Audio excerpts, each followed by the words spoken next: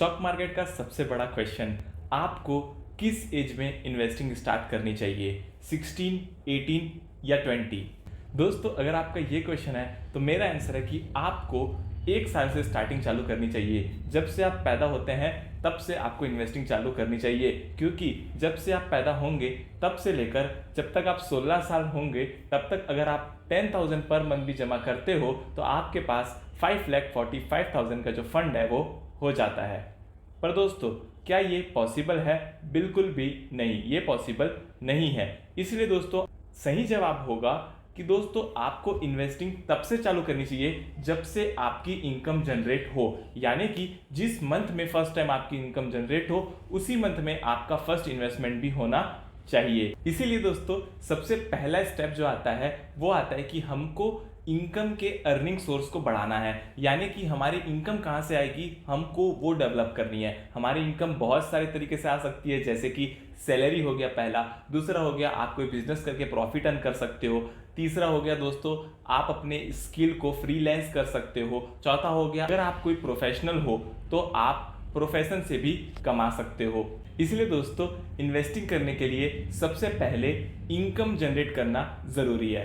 फिर हम आते हैं स्टेप नंबर 2 में। स्टेप नंबर 2 क्या बोलता है कि हमको अपने एक्सपेंसेस का बजट बनाना है। अपने एक्सपेंसेस का बजट बनाना इसीलिए ज़रूरी है क्योंकि अगर हम 25-30 हज़ार की सैलरी कमा रहे हैं और हमारी आईफोन की ईएमआई ही 10,000 जा रही है तो ये हमारी बजटिंग बिल्कुल गलत है। इसीलिए हमको बजटिंग करनी है ताकि हम अपने एक्सपेंडिचर को सही तरीके से, व्यवस्थित तरीके से बजट कर पाएँ। फिर आता है दोस्तों हमारा स्टेप नंबर 3, जहां पर हम जो भी सेव करते हैं उसको हम इन्वेस्ट करते हैं। जरूरी नहीं कि आप स्टॉक मार्केट पे इन्वेस्ट करें, आप कहीं भी इन्वेस्ट कर सकते हो। पर दोस्तों, ये जो मैंने 3 स्टेप आपको बताए, इसको जितना जल्दी स्टार्ट करोगे उतना आपके लिए फायदेमंद होगा। क्यों दोस्तों? आइए एक एग्जाम्पल के साथ मैं आपको समझाता हूं। फॉर एन एग्जाम्पल, अगर दोस्तों आप 16 ईयर्स की एज में 10,000 पर मंथ से इन्वेस्टिंग स्टार्ट करते हो और अपने 40 ईयर की एज तक इन्वेस्ट करते हो और जिसका रिटर्न ऑन इन्वेस्टमेंट जो है वो अप्रॉक्सीमेटली 12% आता है, तो दोस्तों at the end of 40 year आपके पास, आपके खाते में जो पैसा होगा वो होगा 1.50 करोड़। बट वही दोस्तों, अगर आप स्टार्ट करते हो एट द एज ऑफ 20 तो आपका जो टोटल फंड होता है at the end of 40 years वो होगा 92 लैक्स का। तो दोस्तों आप देखो यहाँ पर कि आपने खाली 4 साल की देरी की, पर आपका जो फंड है वहां पर जो डिफरेंस है वो 58 लाख रुपीस का आ गया। यानी आपने खाली 4 साल की देरी की और आपको 58 लाख रुपीस का लॉस हो गया।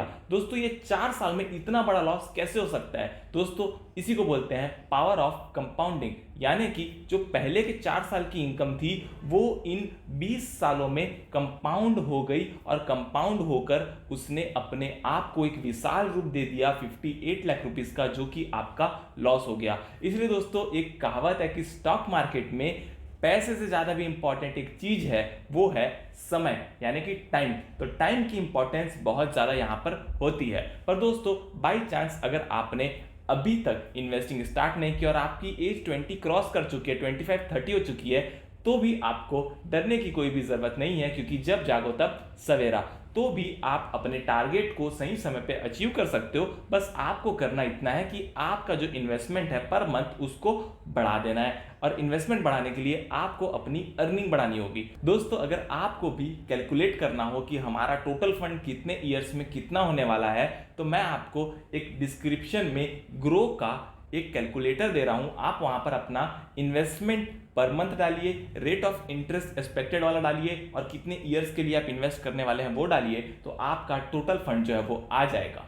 तो दोस्तों, सबसे ज्यादा इंपॉर्टेंट है हमारी अर्निंग, यानी कि हमारी प्राइमरी सोर्स ऑफ इनकम को बढ़ाना, और उसके बाद सही समय पे इन्वेस्टिंग स्टार्ट करो। और सही समय आपकी एज से डिसाइड नहीं होता, सही समय डिसाइड होता है आपके इनकम से, आपकी सेविंग से। क्योंकि दोस्तों, अगर मैं बोलूं कि इन्वेस्टिंग 12 साल की उम्र से करनी चाहिए और आपकी कोई इनकम ही नहीं है, तो आप इन्वेस्ट कैसे करोगे? बिल्कुल भी इन्वेस्ट नहीं कर पाओगे।